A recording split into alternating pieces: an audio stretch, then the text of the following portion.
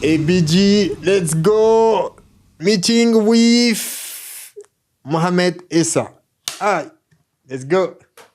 Hi, Mohamed. How are you doing? Hi, how are you, Ariel? It's an honor for me actually to be here. Yeah, me too. Me too. So, can you introduce yourself to the audience? Yes, actually, my name is Mohamed Essa, and I'm originally from Egypt. I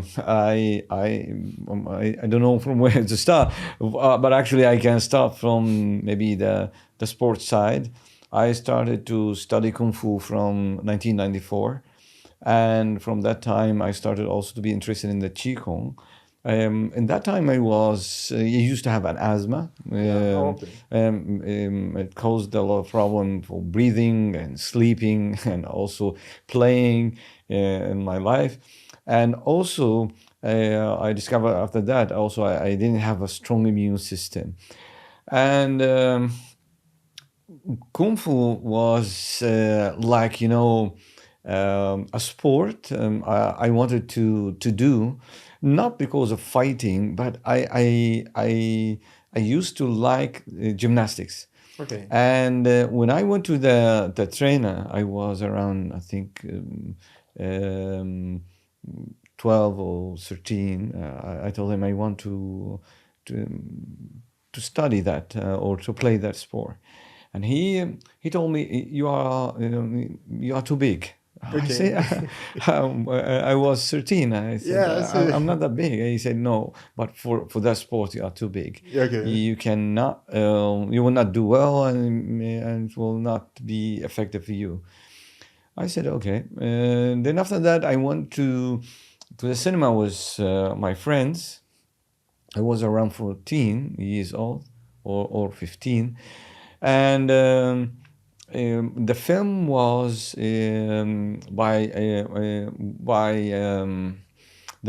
a man. His name is Jason Scotley. Okay. You know him. He played the role of Bruce Lee, and it was the story of Bruce Lee. The name of the movie was Enter the Dragon. Okay, yeah, It was I think 1993. Yeah. It was, and I entered that movie and I watched the movie and I said, okay, I saw Jason where he was playing the role of Bruce Lee, doing a very nice movement. I said, okay, this seems that will be the sport I will look for. I want to jump and do these things. And I started to look for Kung Fu. And I found a trainer. I was in Alexandria. And I'm really thankful for that trainer because he teaches me a lot of things, and I'm really thankful for him. His name was Master Shifu Ahmed Shirbini, and what I liked in that man that he teaches me from his heart. Okay. And I studied the Kung Fu, and because of my love to the Kung Fu, one day he came to me and told me, I will teach you something that I didn't teach that thing before to anyone. I didn't teach it to anyone before. And I said, what is that? And he told me, I will teach you the art of breathing, which is Qigong. And then we will go deeper to the heart Qigong. And he told me, few people know about that, but I will teach it to you because I know how much do you love the Kung Fu. I was very happy because I used to hear about the Qigong, but I didn't know how to do it. At that time, I was around 15 years old, between 15 and 16. And he started to teach me that. When I started to get books, and he also provided me with a lot of books from his own library. Okay. At that time, by the way, in 1994, the information about breathing was very rare. Yeah, exactly. Even on the internet, it was almost not there. Yeah. Few people is known in the world who teach that or speak about that. I can say that there is maybe 2-3 masters. They are who come from the Asian origin. The others, one in England, two in the U.S., and so not a lot of sources at that time. In that time, you need to have a teacher to to study that. Exactly. Even the information that provided in the books is not enough, because there is no idea, no visual idea about what is that. Exactly. Actually, I was practicing every day. I was giving most of my time to practice the Qigong. I was exercising every day. I started with Shifu Ahmed, the Taoist school. And that's why I fall in love with that school, and I consider it my main school, the Taoist school. And I started to read about the Taoist philosophy, and I continued like with him and with his teaching around 10 years. I think maybe in the middle I started to read books from also in the Taoist, and I started to follow some masters. Also, I started to look over the internet, and by the way, the internet even was limited in that time also in the information. And then I traveled.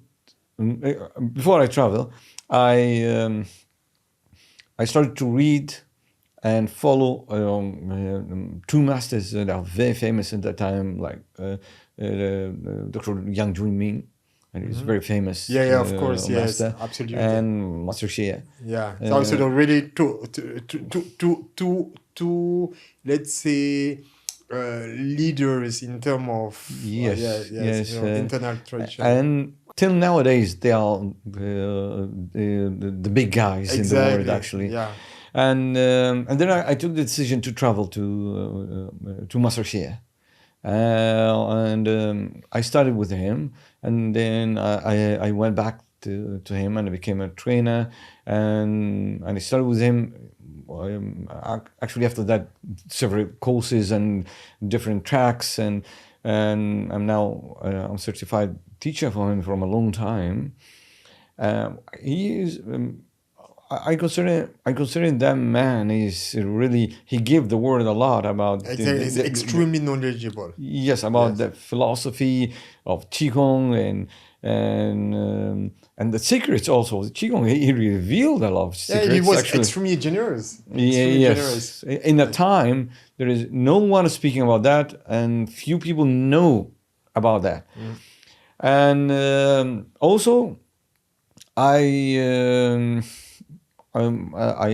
studied also Tai Chi before in Egypt, and then I traveled to China, and I wanted to achieve two things in China: to study the Chinese medicine and to study the Tui Shou, because my philosophy is I don't want to do the Tai Chi as kind of movement.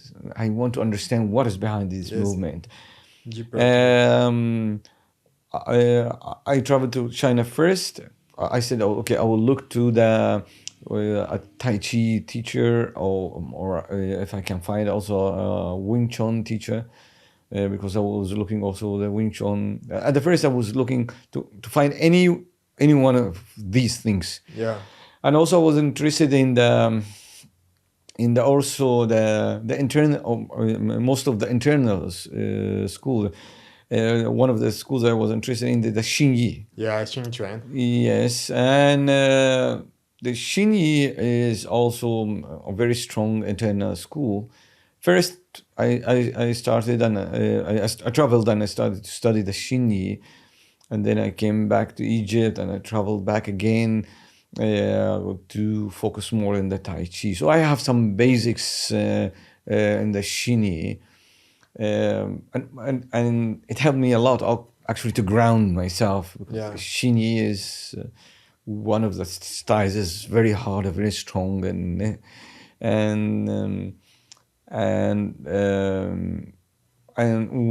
when I traveled to study the Tai Chi, in China, even China is famous with Wushu and Kung Fu, but even in China it's really hard to find a good teacher. Exactly. Because there's a lot of marketing now. Yes.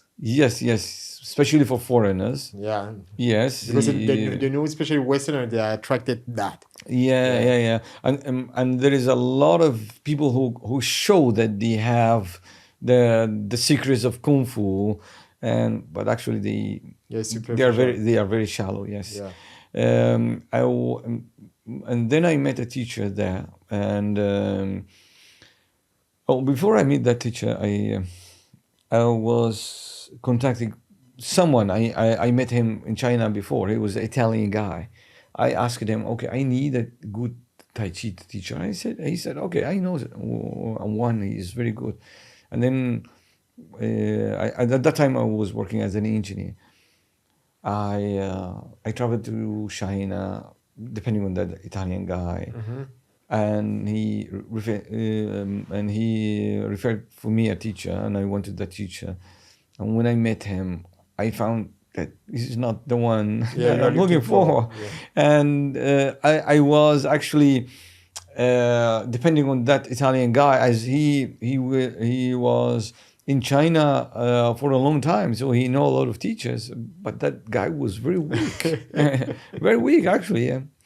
I said, okay, I will start to look from the start, from now, and I only have around 3 weeks, and then I have to go back to work because I was working as an engineer. And that time I was working in IBM Egypt. Yeah. And at that time it was very hard for me because at that time I knew the value of a day. Because a day, in one day, Yes, you learn a exactly. lot. Yep. You learn a lot. So I will lose the days, and then I will start to look for a teacher. It may take a week, and then I may not able to find someone in that short time, because I was looking for a good person. And then I was really walking very sad in the park and looking at the ground, and someone sad and look to the ground and thinking and walking, and then I found some people is doing Tui show, and I looked at them. Then I asked them, "Can I train with you?" They said yes. Okay, and I started to train with them. I started to sense, okay, that's neither what I need. And then I asked them. So have you already done Twishu before? No, that was the first time. Oh, that was the first. Yes. That was the first time. Matter, yes. And then I asked them, how can I join you? They said you need to take the permission of the master, and he will come on the weekend. Then I came on the weekend, and I met the master, and I asked, can I train? He said yes, and he was very generous. His name was Master Yang.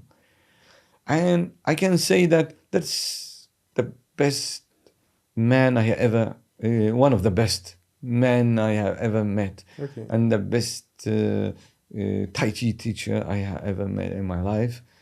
He is really generous man. He is very knowledgeable. He has no problem to teach the foreigners. Okay. And I learned from him a lot. And I think my level in Tui show is because of that man, because he was teaching a really very, very strong basics. And I believed in him. And because I believed in him, I was able in a few days to get the basics from him. Okay. And then I continued to study with him every time I go to China to go to him. And I was, because of my belief in that man, I was going to the parks to challenge. In China, they go people to challenge each other. And I was doing that. And I was famous in the park. They call me the Egyptian. Okay. And when it's someone, in China, some people, they disappear for months and they come back to join the weekends, sparring and exercising. What is your level? Yes. Sometimes I found the Chinese people, they coming with a man from his hand. They go, did you challenge the Egyptian? He said, no. Okay, you go and challenge him. And they want to Yeah, see, and want yeah. to see. They didn't Yes. bet something. Yeah, and I was really doing well in that, and that's one of the things that I love to even to mention that I love to show and I study very well, Yeah, so and this is a common passion like we yeah, have, yeah, because yes, it's yeah. really the part I do appreciate a lot in Tai Chi. Yeah, and also I have different tracks in my life. I started the coaching, life coaching. I do also life coaching with the theories and the basics of the Tai Chi and the Yin and Yang and the elements. I use that knowledge to coach the people also, Yeah. and also I And let me tell you, what made you, because I know that you have so many cards actually in your pocket, and what made you open each door? each door. Yeah, because let's say even prior to 2010, 2010, I already heard about you. I knew about you because you were Yeah. quite famous. So I Yes. already heard about you. Yeah. So I heard about you in terms of yoga, in terms of meditation, also as a horseman too. Yeah, Yes, yeah, yes, because yeah. you had the passion with Yeah, horses, and of course, yeah, you were great because you were one of the first one in Maghreb to organize the World Tai Chi and Qigong Day. yes, yeah. Yeah, and your event was so well known in worldwide. So you did extremely well in terms of promotions. Yeah, Yeah. yes, yes. So what made you open those doors? Actually, I, I was really interested. Because let me tell you, when people were looking at you, even the guy that introduced me to you, like, oh, there's this guy, oh, you do Tai Chi. Okay, there's this guy also, he's actually well known, and he was actually looking, and people were looking, and then it was just like, oh, he does so many events, so many things. So either he's extremely rich, or or he has a lot of connections, or he just have. But where do you find all the energy to do all this kind of stuff? Yeah. Okay, I will tell you. Actually, it is about passion and love, and I believe that love is the most valuable thing. If you have love in what you do, all the doors will open to you. Absolutely. That was my secret, and because of love, and I wanted to learn and I wanted to study, I was trying to do anything to organize the events, to get teachers, to travel. I was saving all my money to travel. When I traveled to China or Thailand the first time, uh, I spent all my saving. Yeah, exactly. People, I spent all my I do understand exactly yeah. that. People don't understand And that. then when I came back, okay, I don't have money.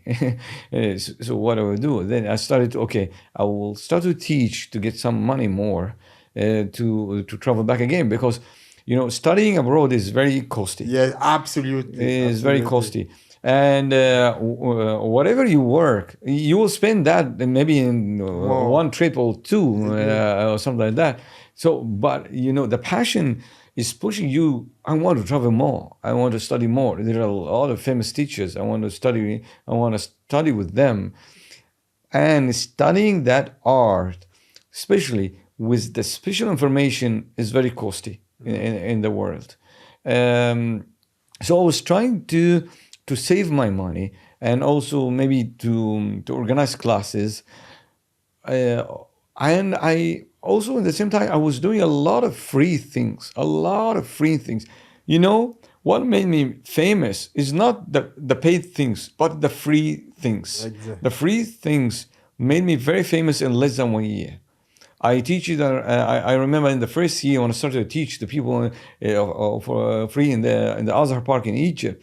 I teach them more than 1,500 in a time. The people doesn't know anything about that. Yeah. And I become famous. The main news in the Egyptian channel, they came and covered that in the main news at 9 o'clock in Egypt, which is the main focus of the news. We consider it the main news in the day. It's 9 o'clock. I came one of the in that news. I was one of the focus in that day, and they say that okay, the Egyptians started to meditate in the parks, and it's something there weird for them, yeah. And also, one of the things that helped me is making friends. I had a lot of friends, and they can come and study with me, and I can go study with them, and that's one of the things that you can also study with less cost. I invite someone to study with me for free, and I go to study with him for free also. That's helped me a lot also, yeah. And reading was one of my sources, and also one of the main sources is to increase the knowledge is meditation. Yeah, absolutely. When you meditate, it's really the internet. Yes. When you meditate, you get connected to your inner wisdom, which is a lot also. Yeah, that's how I built that things, and love will always push you to go out of your comfort zone, to grow and to do that and meet that person. And sometimes love also make the people push you to be bigger. Exactly. Some of the students who studied with me, they came, okay, you should do that. I cannot do that. You can. You just go and they push me. Yeah, understand? They believe in you. Yeah, and that's how the World Tai Chi and Qigong, they become very big in Egypt, because the students, they pushed me. Yeah. I had some knowledge and some experience before in organizing events, and I started to do that step by step, and that's how it became big. Yeah, and so talking about the World Tai Chi and Qigong Day, where you were actually the first one in Maghreb, and especially with such a magnitude, I think even in Africa. And so we had people like our friend Sifu Nikola Maricic was the first one in Croatia to organize it, and we had a couple of people around the world, Shifu Charlet and Shioban and others, and Bill Douglas, who is actually the founder of Bill Douglas and Angela Wong, who are actually the founder of the World Tai Chi and Qigong Day. So how those connections happen? With Bill Douglas, Yeah. Okay, actually I knew Big Douglas actually from the event. I started to hear about the World Tai Chi and Qigong Day. The biggest connection with Bill Douglas happened after when I started to organize the event in Egypt, and he started to see how I organized the events. And because he has so much energy. I don't know how he managed to get in touch with everyone, to write all these articles, and that was way before ChatGPT happened. Yes. He's extremely active. Yeah. And I think that's how you know that someone is really living with the chi inside. Yes, and Bill Douglas, he found that in the World Tai Chi Qigong Day, I didn't include only Tai Chi and Qigong. Yes, I invited the people of yoga. I studied the people of art. I invited the people who do healing, homeopathy, Ayurveda, Chinese medicine, and So it was really inclusive. yeah, and Sufi dance, and Bell, when he saw that, he said, "Okay, well, what a nice idea that you include all that," and he started to also include Exactly, such because activities after that, and he exactly. said, "That's a good idea. Let's include it in our World Tai Chi and Qigong Day."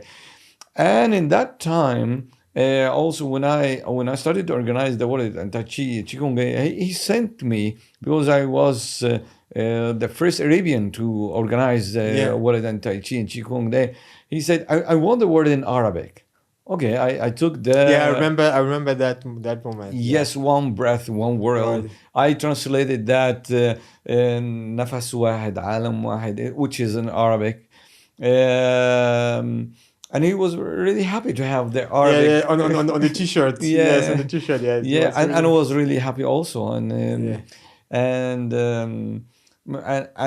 and from that time I became very connected to Bell, and and several times he invited me online, and also the World Tai Chi, which in the East it was online also.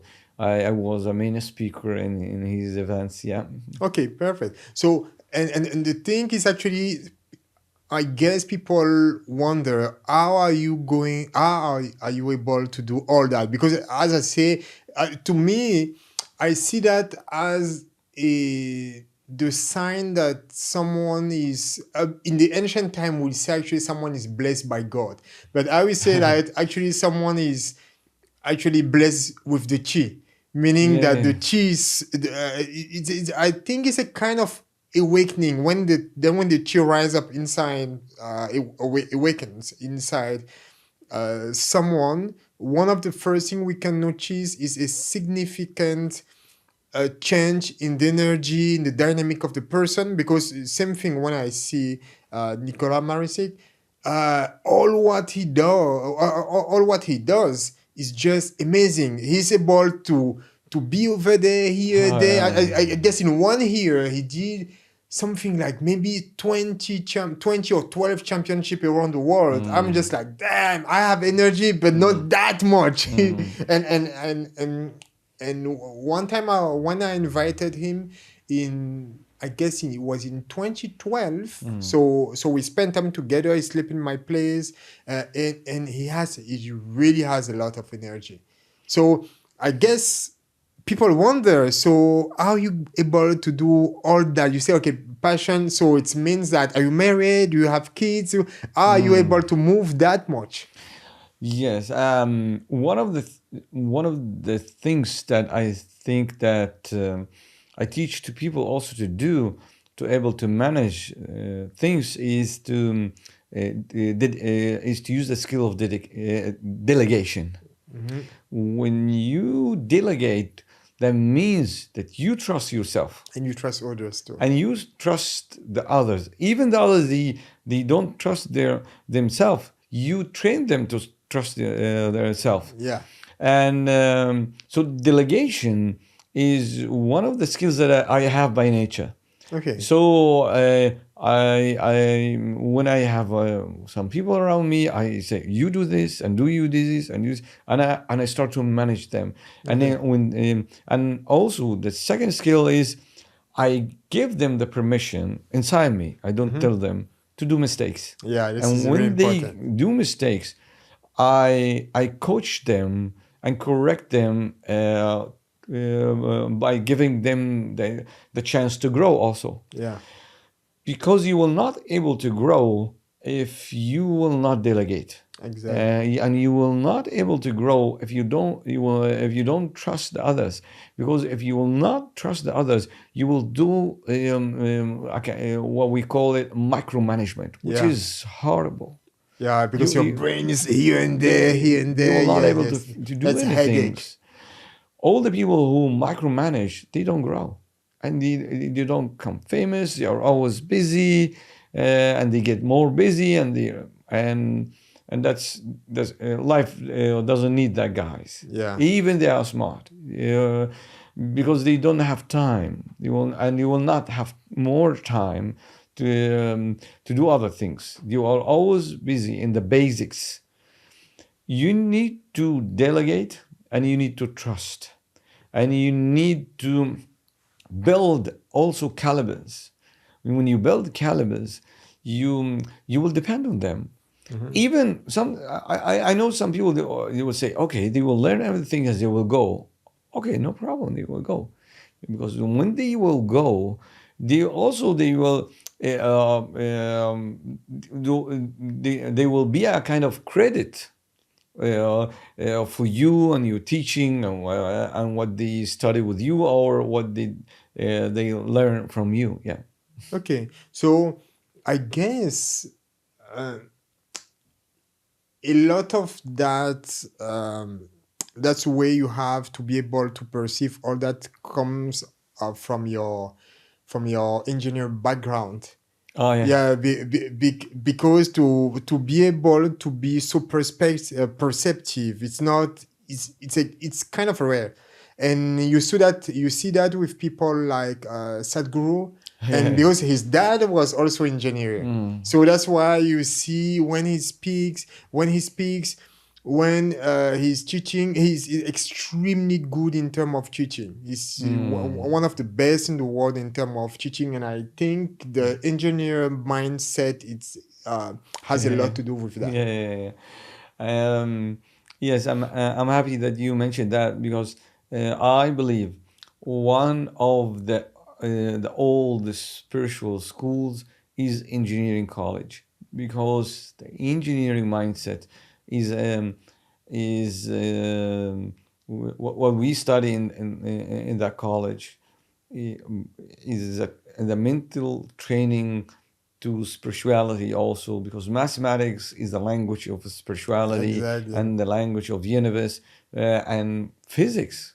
When you fall in love with physics, you are fall in love with the universe. Absolutely. And you learn the order from the universe. There is and from the and precision from numbers. And I believe that that skills came to you from the engineering college. Yes. Yeah. Okay. That's wonderful. That's Yeah. wonderful. After we talk, I will ask you some questions about metrics and all that, because you since you have been engineer, Yes.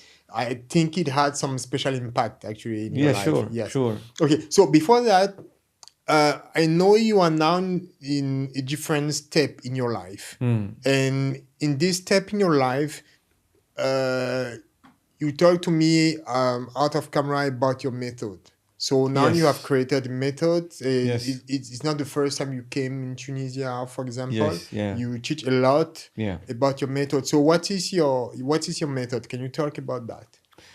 Actually, I studied a lot of healing schools, and I studied also in China the Chinese medicine, and for example, like the famous healing schools like the Reiki, and I studied Reiki, and I invited teacher actually to teach that in Egypt, and also for pranic healing, I invited a teacher, and later I became a teacher in the pranic healing. I used to teach the pranic healing for several years.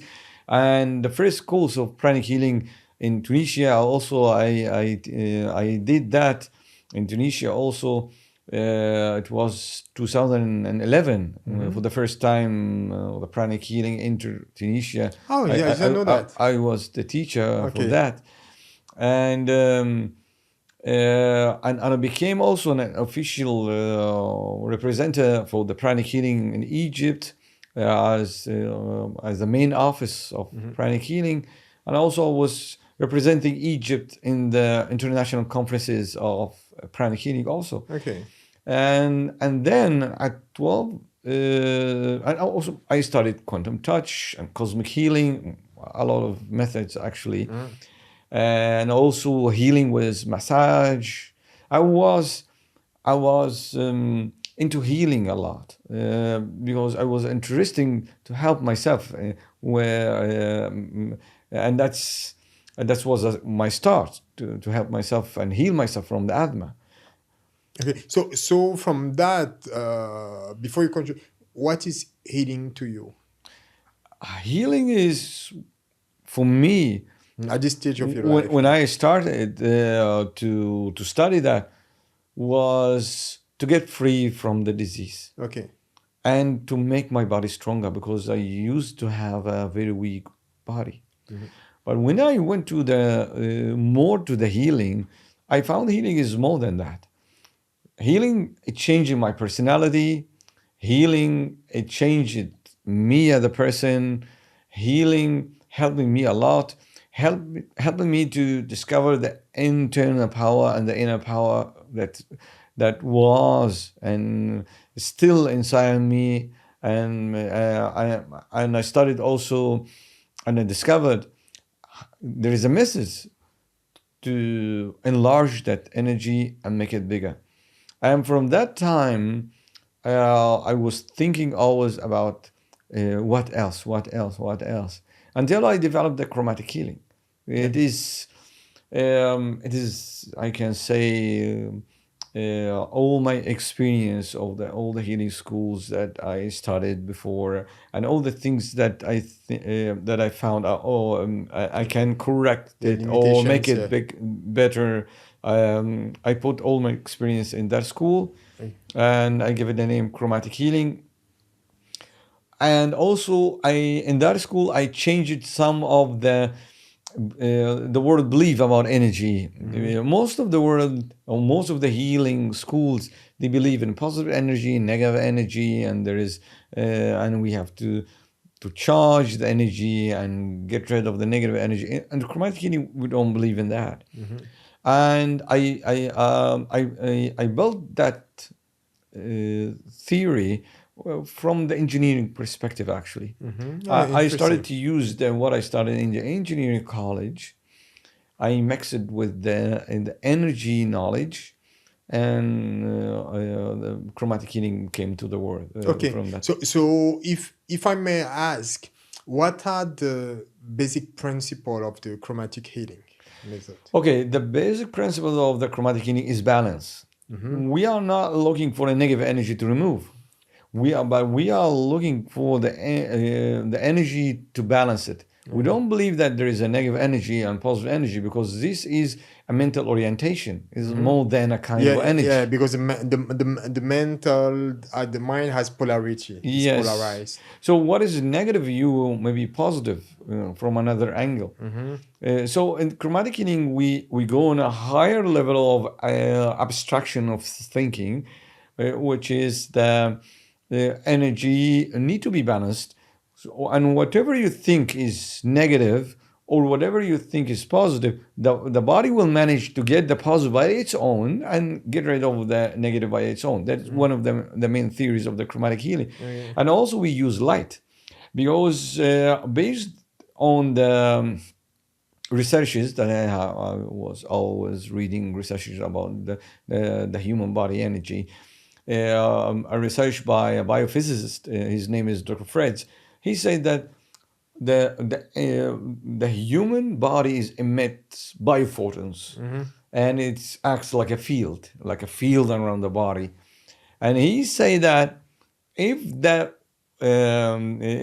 biophotons have a problem or got imbalance, your health will be less or be affected, spiritually, physically, emotionally, mentally, in any direction or any dimension. So I started to think, okay, I will use that from the point of view of physics and biophysics, and I start to build a school based on that. The balance theory and the light theory, and also I'll include the colors and the colors theory. And I started to mix that, one of the requirements that in building a school was, first it has to be well designed or well engineered. That, because if it is well engineered, you will not just build a superficial energy system, but you will build a system can be tracked and traced inside. So from the energy we can know what energy point is affected, what organ is affected, is it is emotional or physical, and that's just from knowing a few information, Yeah. because it's a system. It's connected deeply inside. And that's how I built the chromatic healing. Okay, that's interesting. And let's say, um, how many steps do you have in the transmission, the training? In the chromatic healing. Yes. Actually, we have four levels. Yeah. In the first level, the people study the energy field, the energy centers, how to balance them, what the meaning of balance, the intention and the attention, the intention to heal and the attention how you focus, because attention is the focus.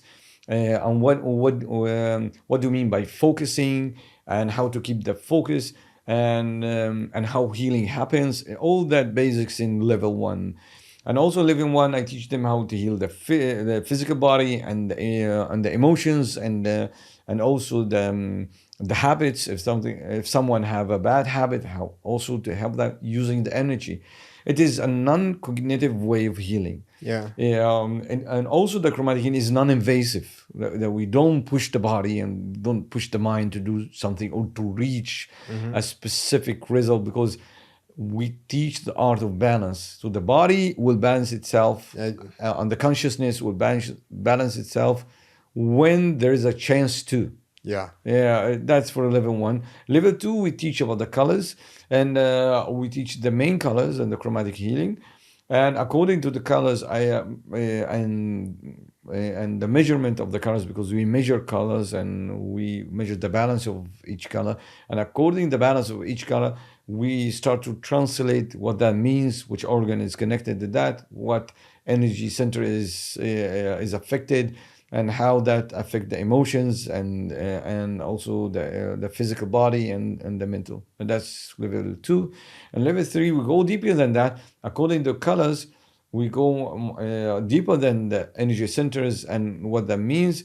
We go deeper to the internal organs and how we go with the energy system inside the body to understand the internal organs. And on another level, which is considered the fourth level, we teach how that affect the people connection, the energetic connections, which is the relationship, and how the imbalance in the energy between the people can affect them subconsciously. And when you correct that subconsciously also, without speaking to any one of them, for example, if there is two persons that have a problem in the family or in a relationship, when you learn how to fix the energy between them, maybe one of them start to call the other one the next day. Yeah. As there is nothing happened, and he or she starts to say, okay, let's have a new beginning. It's okay. Let's forget what happened, and that happens because you corrected the energy field between them. And I teach that in a course we call the chromatic healing for relationship healing. And there is a few courses also I added to the chromatic healing, which are kind of self-healing. I teach the spiritual meaning of every energy center. Because every energy center in our body have a spiritual meaning. Absolutely. Yeah. So we started to teach that and how we use that center to elevate ourselves spiritually. That's another track I added lately in the chromatic healing, actually. Okay. And let's say for how can I put that? You said something really interesting, because most of the time it comes to people ask questions. The difference between attention and intention. Can you give that again? Yeah. Actually, I spoke about that in a course. Actually, I was teaching in Egypt the last month. Actually, I say consider there is a target, and you have an arrow, and you want to shoot. You want to shoot that target. So you have a head and you have a tail of the Yeah. arrow. The head is the attention, and the tail is the intention. Mm-hmm. So the attention and the attention, they have to be aligned. If your intention is strong, it will be the tail which push the head to get to the target and go deep. Mm-hmm. The attention is what do you want to shoot, because you don't know what you want to shoot. The arrow will miss the way. So you need to know what you want to shoot exactly, and you need to have a strong energy which push the arrow, which is the tail, because the elegant the tail, the smooth the tail, the well engineered the tail, the faster the head will go. And Okay. that's the relation between the intention and the attention. Attention is what you think about. I want to get that. The intention is why is when you ask why you want to get that. That's your intention. So the higher your intention is the stronger is the arrow, and the levels of your intention, and you know the levels by asking several why you want to study that field. Because I want to be a good person. And why you want to be a good person? To be to For example, to be successful. And why when you want to be successful? To be famous. And why you want to be famous? To be one of the good men in the world. So this is the highers of the Mm-hmm. intention, and and all these levels pushes the arrow strongly and Yeah. very fast. Okay. And let's say at this stage of your life, what are the illusions that you lost? What the What are the illusions you ah lost on your path? Okay, in your journey to become yourself. what I lost? Yes, as illusions. Illusions. Yes. Legends or No, illusions. illusions? Yes. Okay. Yes, meaning like actually let's say okay, now in front of me I have someone who went in his own journey to discover himself, to discover his actually give his talents and also what he's worth. And I guess you had different encounters, some emotionally, some Oh mentally, yeah. some personally, and some spiritually. And so and I always say to myself like, you know, I for me I value my growth according to the illusions I've lost along the way. So for you actually, what are the illusions that you lost along the way? Okay. I can say that I have passed through different stages in my life, and different stages I start to redefine a lot of things, like success. What is success? What is love? What is um, what is valuable in life, and what is life? Every time I redefine life and redefine myself, I found that I get rid of an illusion in my mind, because every day I spend in this life, I think that I discover that I know nothing and I was wrong about what I had in my mind. So I learned that not to keep a sticky thoughts about anything in my head, because the sticky thoughts, when you have a sticky thought about something, or a sticky belief about something, uh, from here you get broken, Yeah. or you get shocked, or you get traumatized. Because people get traumatized because they have an event which is sudden, out of their expectation, and too big for them. When you reduce the value and the important I mean the things how it is important to you, what you and it became neutral. You or you become neutrally emotionally toward the things. So you start to reduce the illusions in your life, Yeah. because you see life is simple, easy. When something happen, it's okay. When something leave, it's okay. Yes, you still have emotions, but it will not be extreme emotions, because Yeah. extreme emotions. I pastor through a lot of events in my beginnings. Um, uh, I can say that I passed through events that I had through that events extreme emotions. Um, and I learned that when you love a balanced love. When you leave a balanced walk, or a balanced leaving, or a balanced getting away, or something like that, because the hard movement make hard emotions, and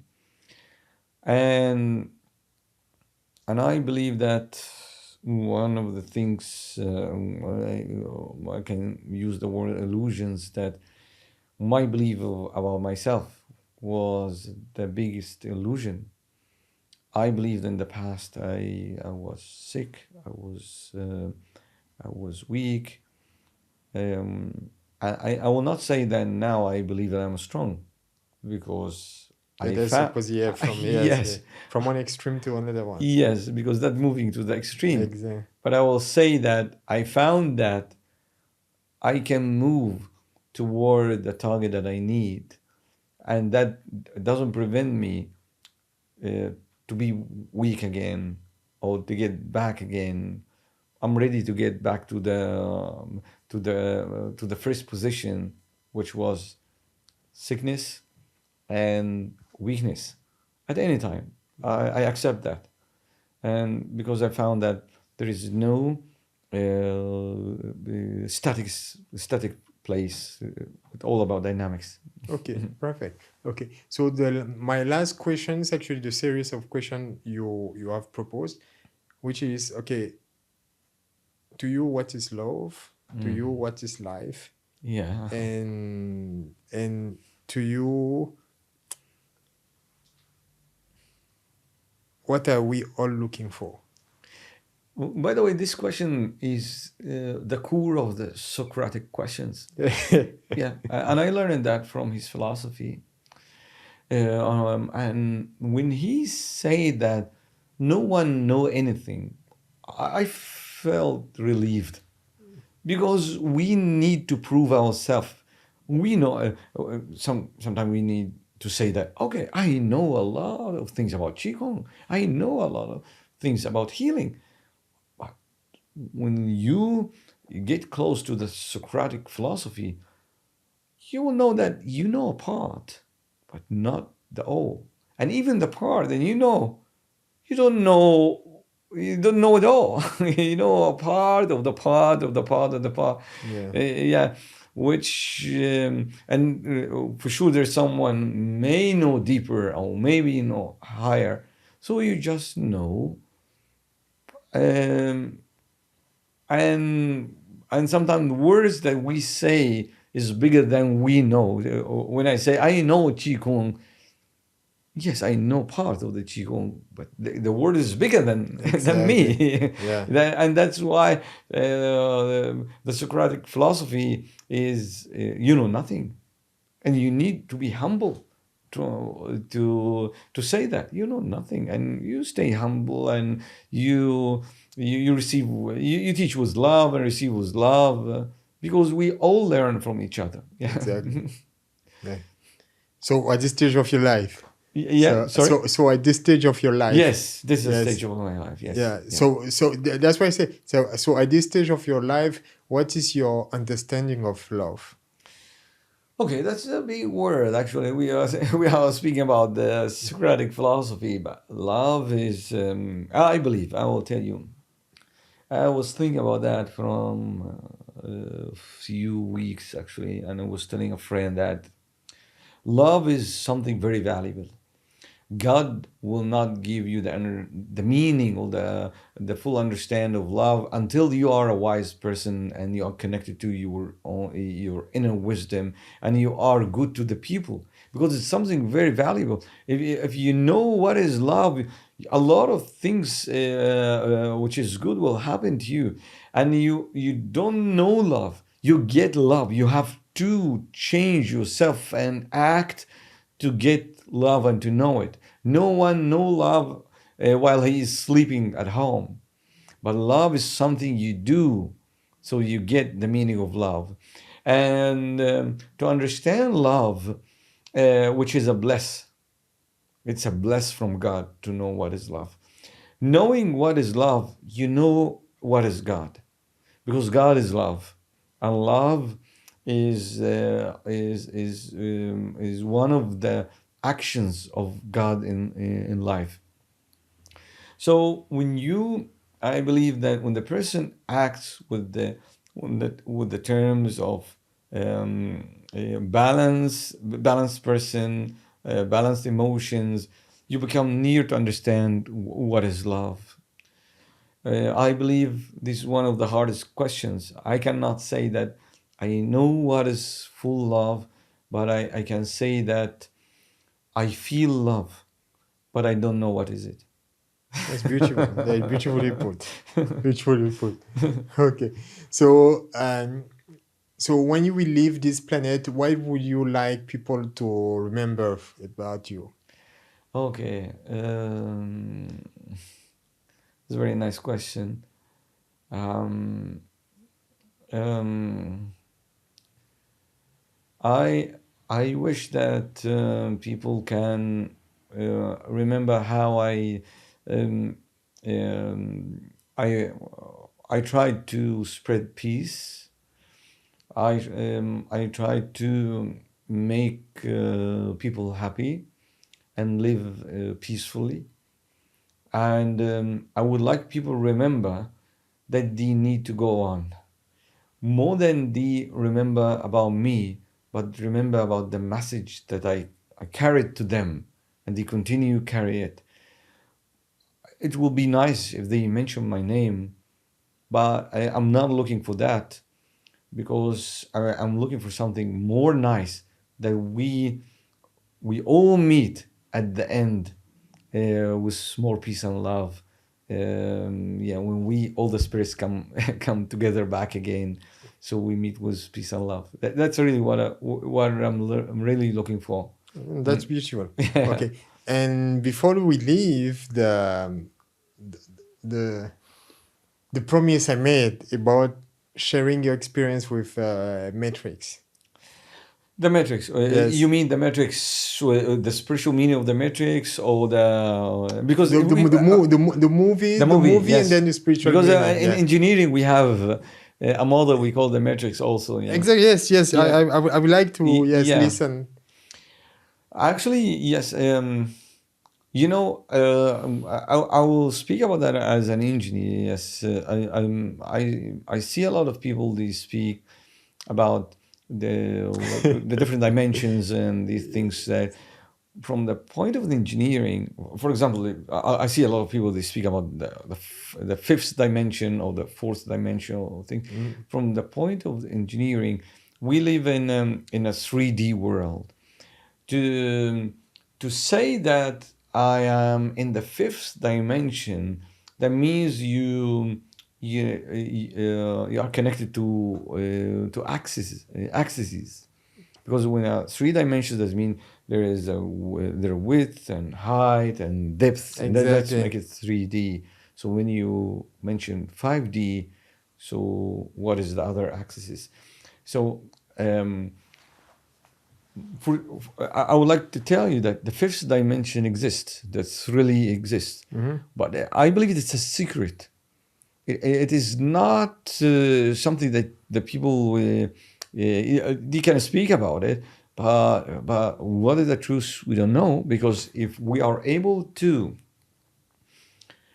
um, connect to the fifth dimension, we will do like, like Van Damme in the film The Time Cop, when he was running from a dimension, and he went through the mirror. I remember he went through the mirror and he entered to another time, Yeah. where, well, the truck is behind him, and he was running to escape on that truck. If we are able to know what is the fifth dimension, you will able to move through time and space. Yeah. So, for example, you go to you just move maybe towards something like a mirror, and you enter to another place, another time, because dimensions will give you the access to that. There is a religious stories about that in my religion, Islam, about moving things out of space and time, and I believe in that. I believe that you can access that mentally, but it needs that you can keep your mind still, because we can access all the multi-universe or multi-dimensions, not with our body for sure, but we can access that with our spirit. Uh, the miracle is to do that with your body. I don't know how to do that, but you can do that with your spirit. By the way, you do that when you dream. Sometimes you go to the past, and sometimes you go to the future, and you found that happens. Okay, Yeah. I saw that in a dream before. Premonitions, yes. And that means that you are able to move through time in different dimensions. That is possible. In a meditation, you can do that. In a deep state of mind, you can do that. You can connect to the future. And you know why? I'll tell you why. Because the future and the space is created by God. So it is not something that we walk through. It is something walk with us. It's something walk with us. The time and the space. So you can, if you can raise your vibration, you can come over the time and the space, and you can bend them. We can say you can bend time and space, and that needs I believe, a kind of meditation, or a strong kind of mind, or a deep state of mind to able to bend the time and space. Is it possible? Yes. Who can do it? I don't know. But maybe we are doing that, and we don't know. At least we do that in our dreams. And the dreams is part of reality, of our reality, and by the dream you can control your reality, and by your reality you can control your dreams. And because when what you see in your dreams sometimes come true. Yeah. So if you are able to create a dream, maybe it will come true. Yeah. And that's maybe one of the ways is to access another dimension, or to be in the matrix. Oh, that's really wonderful. That's really wonderful. So hopefully for the next time we'll dig deep into that subject, because there's a lot of passion inside, and there's a lot of good reflection that would Thank you very be much. made. Yeah. So how can people join you or contact you, either for an event or just to get in touch with you, or to follow what you are doing? Actually, I have my own website. I have two websites. One of them is